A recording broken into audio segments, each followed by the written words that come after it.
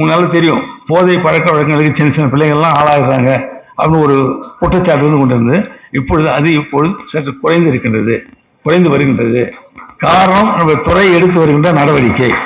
அதில் யாராக இருந்தாலும் பாரபட்சம் இல்லாமல் தண்டிக்கப்பட வேண்டும் என்பது அரசுடைய எண்ணம்.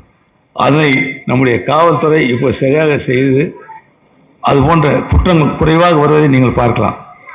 ஏன்னு சொன்னால், போதை பழக்க வழக்கங்கள் ஆனால் அந்த பிள்ளைங்களை எதிர்காலத்தில் எப்படி இருப்பாங்கன்றத நம்ம கண்கூட பார்க்குறோம்.